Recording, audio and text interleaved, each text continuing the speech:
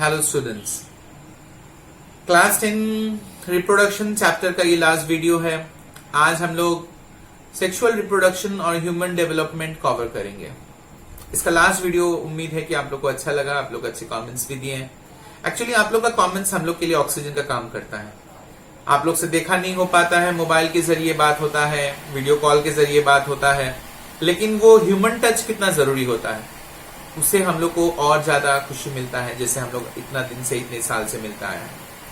तो इसीलिए आप लोग का कमेंट्स हम लोग के लिए बहुत ज्यादा इंपॉर्टेंट है, स्पेशली इस टाइम में जहां लॉकडाउन में हम लोग घर से बाहर नहीं निकल पा रहे हैं और कोई भी अपना नॉर्मल लाइफ नहीं जी पा रहा है। तो आज जो टॉपिक है सेक्सुअल रिप्रोडक्शन, ये बहुत छोटा है क्योंकि WB सिलेबस में सेक्सुअल रिप्रोडक्शन सिर्फ फ्लावरिंग प्लांट तक सीमाबद्ध है। तो फ्लावरिंग प्लांट्स में एक टिपिकल फ्लावर में 4 भाग होते हैं और उन चारों भागों का नाम और उन चारों भागों का कैलिक्स, कोरोला, एंड्रोशियम और जाइनोशियम। तो ये चारों भाग कहां पर है, इसका लेबलिंग आप लोग थोड़ा करिएगा। इसका डायग्राम बहुत इजी है और बहुत बार आप किए होंगे छोटा क्लास में। और इसके फंक्शंस, एंड्रोशियम और जाइनोशियम आप जानते हैं मेल और फीमेल पार्ट को कहते हैं, और कैलिक्स और कोरोला उसके आउटर पार्ट्स को कहते हैं। तो इन चारों पार्ट के बारे में थोड़ा एकदम ब्रीफ डेफिनेशन और इसका इंपॉर्टेंस आपको करना होगा। इसके बाद वाला जो पार्ट है pollination, this one of the most important part of sexual reproduction. 2 topic important है इस पार्ट में, एक ये पॉलिनेशन वाला पार्ट और एक फर्टिलाइजेशन वाला पार्ट। ये 2 पॉइंट आप अच्छे से समझ जाइए, आपका कॉन्सेप्ट अच्छा हो जाएगा, तो ये चैप्टर तो आप मार लीजिएगा बाजी। तो सबसे पहले जो हम बता रहे थे पॉलिनेशन। पॉलिनेशन माने अब ह्यूमंस में क्या होता है, मेल और फीमेल चूंकि वो लोग मूवमेंट कर पाते हैं, उन लोगों के पास नर्वस सिस्टम है, बुद्धि है, तो वो लोग मिलने का उपाय और माध्यम खोज लेते हैं। लेकिन प्लांट्स में ना नर्वस सिस्टम है ना मूवमेंट है, तो उन लोग के लिए ये पॉलिनेशन बहुत जरूरी है कि ठीक से हो। What is pollination? परागण किसे कहते हैं? द पॉलिनेशन मतलब मेल और फीमेल पार्ट के जो गैमेट्स हैं वो कैसे ट्रांसफर होते हैं। Mail part to female part जो ट्रांसफर होते हैं, उसी प्रोसेस को हम लोग पॉलिनेशन कहते हैं। पॉलिनेशन के 2 भाग होते हैं। जिस फ्लावर कंप्लीट फ्लावर है जिसमें मेल पार्ट और फीमेल पार्ट है, दोनों उपस्थित है, तो उस फ्लावर में तो मेल और फीमेल दोनों उपस्थित होने के कारण सिर्फ एक ही फ्लावर में मेल पार्ट से फीमेल पार्ट ट्रांसफर करना रहता है, उसको हम लोग सेल्फ पॉलिनेशन कहते हैं। और जो टिपिकल फ्लावर नहीं है, जो इनकम्प्लीट फ्लावर है जिसमें मेल या फीमेल कोई एक ही पार्ट उपलब्ध है, तो उसको अपना ट्रांसफर एक फ्लावर से दूसरे फ्लावर में ले जाके करना पड़ता है। इसको हम लोग क्रॉस पॉलिनेशन कहते हैं। ये दोनों पॉलिनेशन का जो टाइप्स है, इसके एडवांटेजेस और डिसएडवांटेजेस हैं, उसको आपको जरूर देखने होंगे। ये बहुत कॉमन क्वेश्चन है, ख्याल रखिएगा। ये जो दोनों टाइप ऑफ पॉलिनेशन है, इसके फायदे और घाटे बुक में हो भी सकते हैं, नहीं भी हो सकते, लेकिन आपको जरूर पढ़ना होगा। हम नोट्स देंगे इसका। और पॉलिनेशन का एजेंट जो मैं बता रहा था कि वो लोग खुद से नहीं करते हैं, और खुद से नहीं करते हैं तो उन लोग से कोई हेल्प, माने कोई किसी का हेल्प लेते हैं। वो हेल्प एयर का हो सकता है, वाटर का हो सकता है, इंसेक्ट का हो सकता है, बर्ड्स का हो सकता है।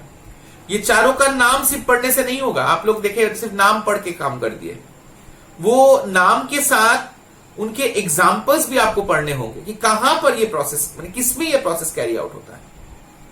तो ये जरूर आप लोग देखिएगा।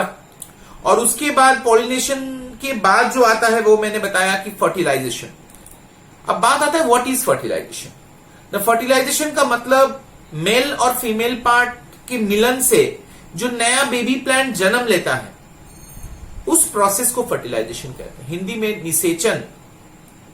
तो ये कैसे एक प्लांट के अंदर संपन्न होता है, कैसे बेबी प्लांट बनता है, किससे बनता है, ये पूरा डिटेल्स विद डायग्राम आपको इस वीडियो में हम लोग प्रस्तुत किए हैं।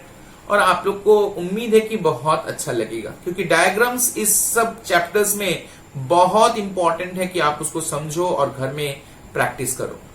प्रैक्टिस हम लोग देखे हैं, कई लड़कियां प्रैक्टिस करते हैं, लड़कियां ड्राइंग में अच्छी होती हैं तो लोग बहुत अच्छे से ड्राइंग बनाते हैं, बहुत समय लग जाता है। लेकिन डियर, ये साइंस टॉपिक है, यहां आपको बहुत जल्दी जल्दी डायग्राम्स बनाने होंगे, और बहुत सुंदर के चक्कर में अगर आप टाइम को खो दीजिएगा, लेकिन आपको होगा नहीं। आपको इस बात का ख्याल रखना होगा कि डायग्राम बहुत जल्द बन जाए। तो इसीलिए घर में जब प्रैक्टिस करिएगा तो थोड़ा स्पीड पर भी आप ख्याल रखिएगा। इसके बाद जो चीज आपको ख्याल करना है फर्टिलाइजेशन के बाद, वो है ह्यूमन डेवलपमेंट। ह्यूमन डेवलपमेंट माने इंसान की जिंदगी का 4 भागों में हम लोग बांटे हैं।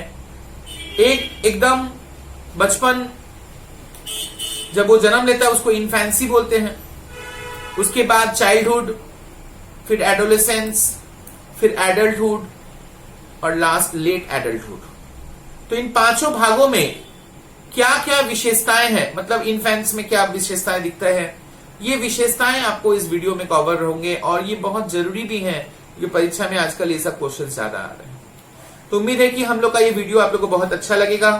और चले आते हैं अब सीधा वीडियो के मतलब टॉपिक के कंटेंट पर। सबसे पहले देखिए sexual reproduction in flowering plants में different parts of a typical flower, calyx, corolla, androecium और गायनोशियम।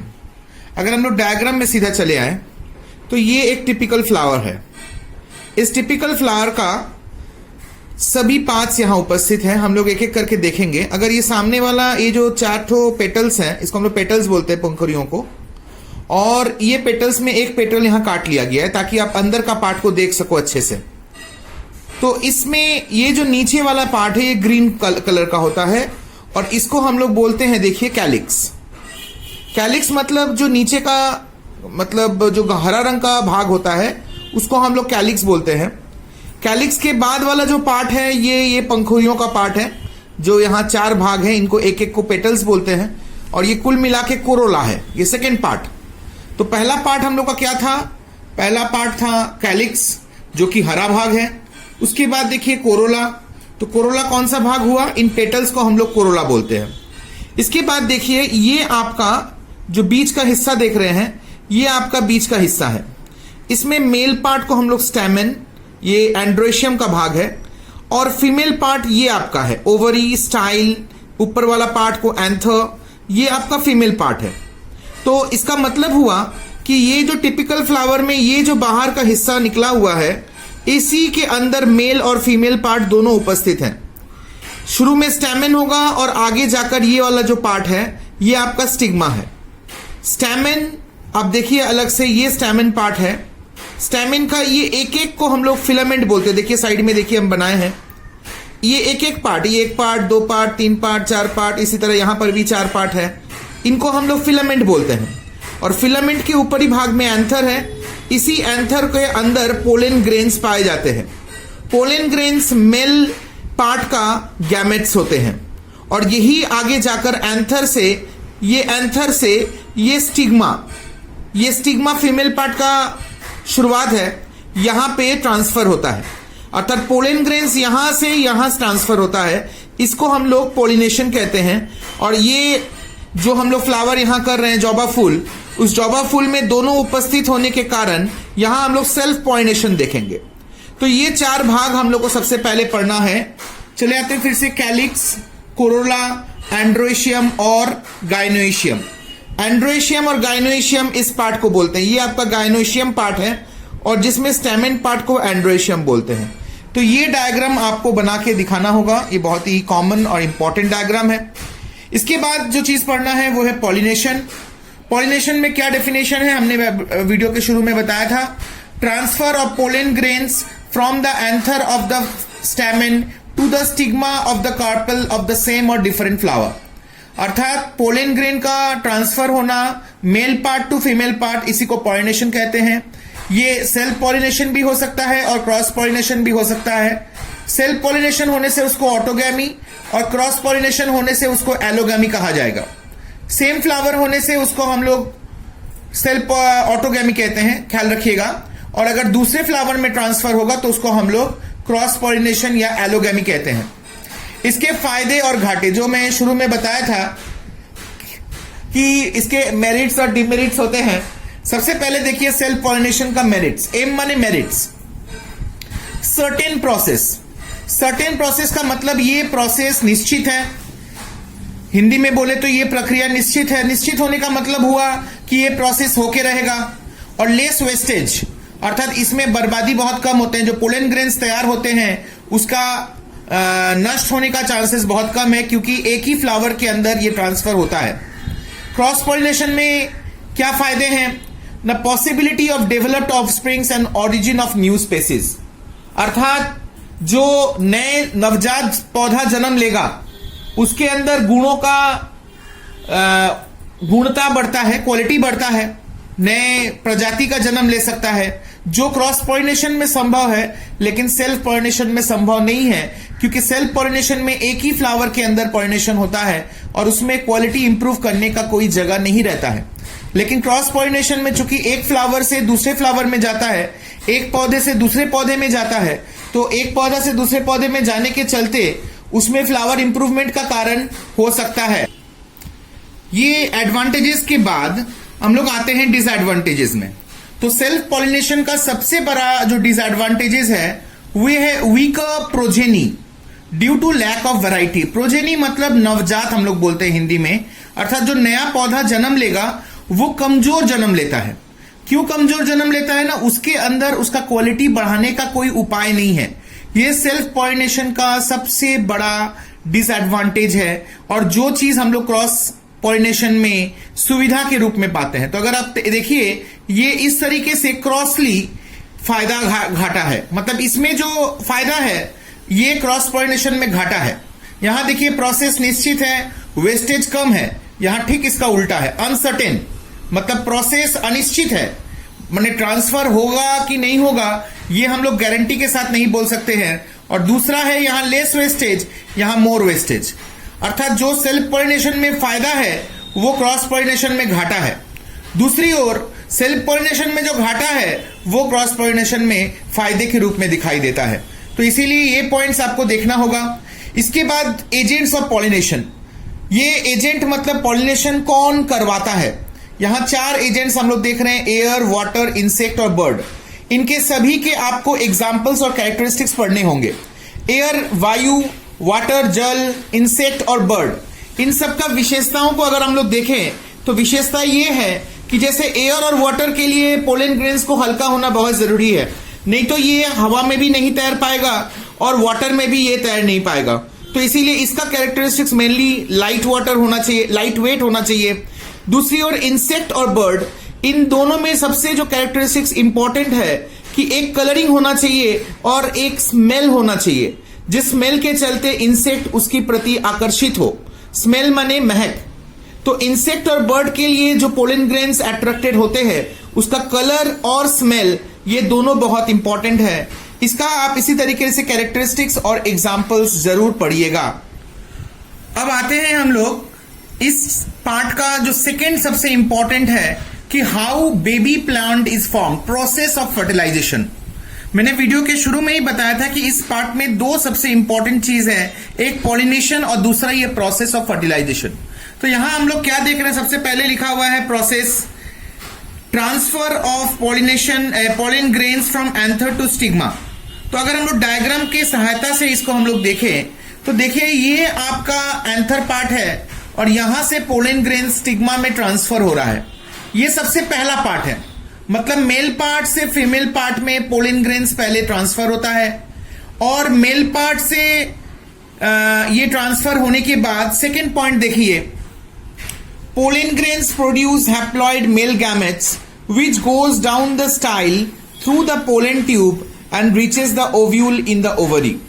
हिंदी में बोले तो ये पोलन ग्रेन्स मेल गैमेट्स तैयार करते हैं, अर्थात पुरुष डिंबाणु तैयार करते हैं और वो स्टाइल से नीचे जाते हुए सीधा ओव्यूल और ओवरी में जा पहुंचता है।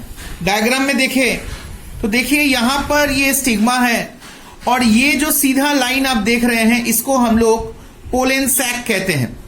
देखिए यहां पे लिखा हुआ है pollen tube, sorry pollen tube, और ये बाहर वाला जो देख रहे हैं इसको हम लोग स्टाइल कहते हैं। इसी स्टाइल के अंदर ये पोलन ट्यूब रहता है।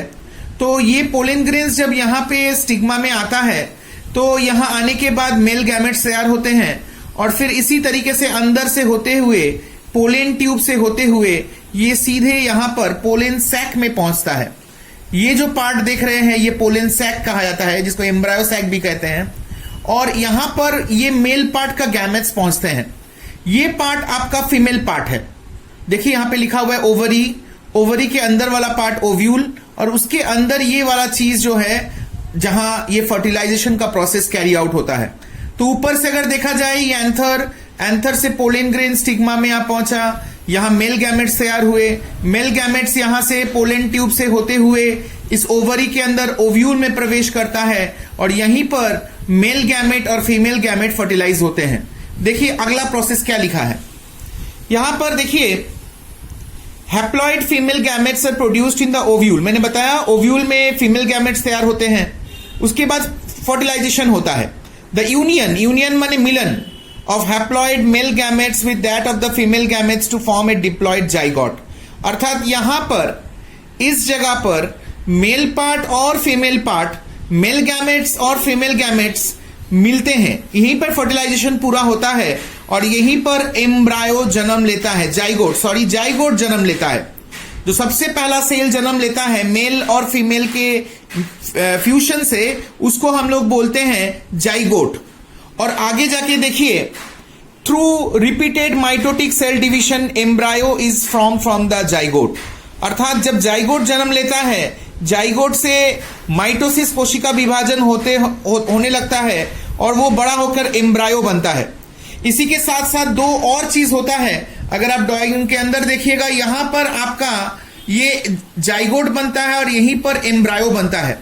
बाहर में उस समय फर्टिलाइजेशन प्रोसेस कैरी आउट के दौरान ये ओवरी बदल जाता है फ्रूट में और ये ओव्यूल बदल जाता है सीड में, और इसी तरीके से सीड के अंदर ये एम्ब्रायो छिपा रहता है। और जब फेवरेबल कंडीशंस होते हैं, जब टेम्परेचर, वाटर, एयर सब मिलने लगता है, तो ये एम्ब्रायो नया बेबी प्लांट जन्म लेता है और यहीं से नया बेबी प्लांट निकल के बाहर आता है। तो आपको ये क्वेश्चन ख्याल करिएगा, ओवरी जो होता है वो फ्रूट का रूप धारण करता है, ओव्यूल जो होता है वो सीड का रूप धारण करता है, और ये जो पार्ट आप देख रहे हैं बीच में, यहीं पर आपका फर्टिलाइजेशन प्रोसेस कंप्लीट होने के बाद पहले जाइगोट और जाइगोट से एम्ब्रायो तैयार होता है। तो यहीं पर एम्ब्रायो इस सीड के अंदर छिपा रहता है और फेवरेबल कंडीशंस पाने के बाद यहां लिखा हुआ है new plant formation, seed contains the embryo, और जहां पर future new plant under favourable conditions एक सीडलिंग बनता है और वहीं से नया प्लांट जन्म लेता है। तो इस तरीके से ये प्रोसेस ऑफ फर्टिलाइजेशन का ये सारे पॉइंट्स आपको देख लेने होंगे और लाइन से आपको लिखना होगा जिस पार्ट का क्वेश्चन आपसे पूछा जाएगा, और ये डायग्राम भी आपको अच्छे से समझना और प्रैक्टिस करना होगा क्योंकि ये भी परीक्षा में पूछे जाते हैं। इसके बाद जो हम लोग का लास्ट पार्ट है वो है ग्रोथ और डेवलपमेंट। ग्रोथ और डेवलपमेंट के बीच डिफरेंस आते हैं, पूछते रहते हैं। तो क्या लिखा हुआ है, growth of offspring growth of offsprings to adult. अर्थात ऑफस्प्रिंग मतलब संतान, एडल्ट माने पूर्ण वयस्क। ग्रोथ इस तरीके से एक बच्चे से लेकर बड़ा तक, इसको हम लोग ग्रोथ कहते हैं, जबकि हम लोग जहां देखें जाइगोट से एम्ब्रायो बना उसको हम लोग डेवलपमेंट कहते हैं। ग्रोथ जो होता है वो लाइफ टाइम होता है, मतलब जन्म से लेकर मृत्यु तक होता है, जबकि डेवलपमेंट एक फिक्स समय तक होता है। इस तरीके से एक दो पॉइंट्स और भी आप लोग इस पार्ट में जोड़ सकते हैं, लेकिन कम से कम ये 2 पॉइंट आप लोग जरूर लिखिएगा। लास्ट पार्ट जो है वो है आपके phases of human development. Phases of human development, इसमें देखिए 5 स्टेजेस हैं, इन्फेंसी, चाइल्डहुड, एडोलेसेंस, एडल्टहुड और सेनेसेंस। सेनेसेंस माने लेट एडल्टहुड। तो इन्फेंसी मतलब since birth to 2 years of age, मतलब जन्म से लेकर 2 साल की उम्र तक, इसको हम लोग इन्फेंसी कहते हैं। इसमें जो लर्निंग होती है वो फैमिली और सराउंडिंग से होती है, मतलब आसपास के परिवेश और परिवार से होते हैं। परिवार को वो जो भी देखता है वहीं से वो सीखता है। Uses all the sense organs, उसके पास जो भी सेंस ऑर्गन्स होते हैं उसका इस्तेमाल करते हैं। Learn to talk, crawl, sit and then walk, मतलब चलना और फिर जमीन पे चलना और बैठना, ये सब उस समय सीखता है। बॉडी मूवमेंट ग्रेजुअली इंक्रीजेस, धीरे धीरे उसके शरीर में गति और चलना फिरना इसीलिए इसका बढ़ता है। ये सब पॉइंट्स आपको लिखना होगा इन्फेंसी में। चाइल्डहुड माने बचपन, 3 से लेकर 12 साल तक उम्र में, इस समय बॉडी का डेवलपमेंट बहुत ज्यादा होता है, ब्रेन का डेवलपमेंट बहुत ज्यादा होता है। उस समय बच्चे दौड़ने भागने लगते हैं तो फिजिकल एक्टिविटीज बहुत सारे बढ़ जाते हैं। और साइकोलॉजिकल डेवलपमेंट स्टार्ट्स, ये बहुत इंपॉर्टेंट बात है। साइकोलॉजिकल मतलब मानसिक विकास अर्थात बच्चा बहुत कुछ समझने लगता है, उसको अलग अपने परिवेश को समझ में आता है, उसके अगल बगल के लोगों को वो समझने लगता है। और ये पार्ट का ये सबसे इंपॉर्टेंट अगर बोला जाए तो ये 2 पॉइंट है, एक फिजिकल एक्टिविटीज बढ़ना और एक साइकोलॉजिकल डेवलपमेंट। ये दोनों चीज चाइल्डहुड का सबसे इंपॉर्टेंट पार्ट है। एडोलेसेंस मतलब अब वो बड़ा हो गया है। एडोलेसेंस माने वो 12 साल से लेकर 18 साल, जिसको हम लोग टीन एज बोलते हैं। Growth varies individuals due to climate, sex and gene. यहाँ पे वृद्धि का जो स्वरूप है वो अलग अलग होता है, जलवायु के ऊपर निर्भर करता है, लिंग के ऊपर निर्भर करता है और जीन के ऊपर निर्भर करता है। मतलब किसी में ज्यादा किसी में कम होता है। Emotional psychological characteristics develop like sex consciousness, self consciousness. ये 2 बात बहुत जरूरी है। अर्थात इस समय जो लड़का या लड़की होता है वो अपने शरीर के बारे में ज्यादा परिचित हो जाता है, वो समझने लगता है उसके शरीर में क्या है नहीं है, और उसके अंदर भावुकताओं का बहुत ज्यादा विकास होता है। 2 चीज इसमें समझ में आता है, एक इमोशनल और एक ये वाला पार्ट, सेक्स कॉन्शियसनेस और सेल्फ कॉन्शियसनेस। वो अपने आप को समझने लगता है कि वो क्या है, उसके शरीर, उसका व्यक्तित्व, उसका भावुकता, ये सब उसके अंदर डेवलपमेंट होता है, ये 12 साल से 18 साल के बीच। इसके बाद देखिए क्या लिखा हुआ है, मैस्कुलिनिटी एंड फेमिनिटी डेवलप्स। मतलब पुरुष और महिला के जो कुछ गुण है, जो हम लोग हार्मोन चैप्टर में भी बताए थे कि वो गुण इस समय बाहर आता है और इस समय एक्सपोज होता है, और ये वो व्यक्ति समझने लगता है कि उसके शरीर का ये एक विशेषता है। एडल्टहुड मतलब 18 साल के बाद से sexual maturity grows, individual becomes independent and self sufficient. मतलब वो अब खुद के ऊपर ज्यादा भरोसा करने लगता है। इसके पहले वो डिपेंडेंट था, अपने मम्मी पापा, अपने टीचर्स, अपने दोस्त के लोग ऊपर डिपेंडेंट था, अपने परिवार के ऊपर डिपेंडेंट था। लेकिन जैसे जैसे वो बड़ा होने लगता है, 18 साल की उम्र हो गया है, उस समय वो जो है उसके अंदर ये मैच्योरिटी आ जाता है, वो अपने आप को ज्यादा काबिल और ज्यादा सफिशिएंट बनाने का कोशिश करता है। Body somatic organs fully develop, मतलब इस समय बॉडी पूरी तरह डेवलप्ड हो जाता है, और ये उम्र चलता है अप टू 40 इयर्स 50 इयर्स, जिसका शरीर जैसा। और फिर आता है लेट एडल्टहुड, जहां धीरे धीरे ग्रेजुअल डिटोरेशन होता है, मतलब धीरे धीरे विकास घटने लगता है, शरीर नुकसान होने लगता है, और इस तरीके से cell loses the power of division और growth, start from 60 plus and leads to death. ये 60 प्लस 50 प्लस भी किसी किसी का रहता है, कोई 50 साल में भी बुढ़ा हो जाता है, और इस तरीके से धीरे धीरे जब तक उसका मृत्यु ना हो जाए, उसका शरीर इसी तरीके से आहिस्ता आहिस्ता उसमें पतन होने लगते हैं। तो इस तरीके से पहले जो इन्फेंसी था उसके अंदर मेन पॉइंट जो था वो उसका उम्र, वो कहां से अपना पढ़ाई लिखाई से कहां से वो ज्ञान प्राप्त करता है, पढ़ाई लिखाई तो नहीं करता उस समय, उस सेंस ऑर्गन्स कैसे ग्रो होता है। चाइल्डहुड में physical activity, psychological developments, adolescence में इमोशनल, साइकोलॉजिकल और जो सेक्सुअल कॉन्शियसनेस ये बढ़ने लगता है। एडल्टहुड में सेल्फ डिपेंडेंट बनना, सेल्फ सफिशिएंट बनना और बॉडी सेल का पूरा डेवलप्ड हो जाना, ये बताया गया है। और लास्ट जो लेट एडल्टहुड है, वहां पे धीरे धीरे सब कुछ आहिस्ता आहिस्ता बंद होने लगता है, नुकसान होने लगता है, क्षय होने लगता है, और इस तरीके से बॉडी धीरे धीरे रिटर्न करने लगता है। तो इसी के साथ हम लोग का ये ह्यूमन डेवलपमेंट के डिफरेंट फेजेस खत्म हो रहे हैं, और ये पार्ट भी इस तरह से खत्म हो जाता है। तो यहां हम लोग पहले ग्रोथ और डेवलपमेंट देखे, और उसके बाद ये फेजेस ऑफ ह्यूमन डेवलपमेंट देखे। इस तरीके से सेक्सुअल रिप्रोडक्शन और ह्यूमन डेवलपमेंट का ये पूरा पार्ट हम लोग आपके साथ इस तरीके से आलोचना किए। उम्मीद है कि सारा डिस्कशन, सारा डिटेल्स जो हम लोग आपके सामने प्रस्तुत किए वो समझ में आया होगा। डायग्राम्स बहुत जरूरी है, मैं वीडियो के शुरू में भी बताया था, तो डायग्राम्स आप लोग प्रैक्टिस करिएगा, इन सब का फोटोज आपको भेज दिए जाएंगे। और इस तरीके से रिप्रोडक्शन चैप्टर खत्म होता है। रिप्रोडक्शन एक बहुत ही इंपॉर्टेंट टॉपिक है क्लास 10 का सिलेबस में, और आप लोग जरूर इस पर ध्यान दीजिएगा। तो इसके साथ ही आज हम लोग इस वीडियो को समाप्त करते हैं। हर बार की तरह वीडियो को लाइक, शेयर और कमेंट करिएगा, और अगर चैनल को अभी भी सब्सक्राइब नहीं किए हैं तो जरूर सब्सक्राइब कर दीजिए, और अपने दोस्तों को भी बोलिए कि सब्सक्राइब करने के लिए। साथ में नोटिफिकेशन का जो बेल है उसमें ऑल वाला घंटी दबा दीजिएगा, इससे हम लोग जब भी वीडियो प्रस्तुत करेंगे, जो हमारे साथ डायरेक्टली कांटेक्ट में नहीं है, जैसे आप लोग तो मेरे कांटेक्ट में हो, लेकिन जो आपके फ्रेंड्स हैं उनको ये वीडियो कैसे दिखेगा, आप अगर नहीं बताओगे तो उन लोग को मालूम नहीं चलेगा। तो इसीलिए ये वीडियो अगर नोटिफिकेशन में रहेगा, ऑल बेल बने दबाया हुआ रहेगा, तो आप लोग को नोटिफिकेशन मिलेगा और आप लोग इस वीडियो को देख पाइएगा। और जितना आप लोग देखिएगा उतना हम लोग का ये मेहनत अच्छा लगेगा, क्योंकि एक वीडियो बनाने में सच में बहुत मेहनत लगता है। इसे डायरेक्ट पढ़ाना आसान है, लेकिन इसका नोट्स बनाओ, ड्राइंग मुझे आता नहीं है, आप लोग को मालूम है। मेरी वाइफ मुझे बहुत हेल्प करती है इस मामले में। तो इस तरीके से हम लोग सारा दिन भर पढ़ाने के साथ ये सारा नोट्स तैयार करके आप लोग को ये वीडियो पेश करते हैं। तो इसीलिए आप लोग का एक छोटा सा लाइक, एक छोटा सा शेयर हम लोग का उत्साह को और बढ़ाएगा। आज तक के लिए इतना ही। थैंक यू, अच्छे से रहिएगा एंड बी हैप्पी।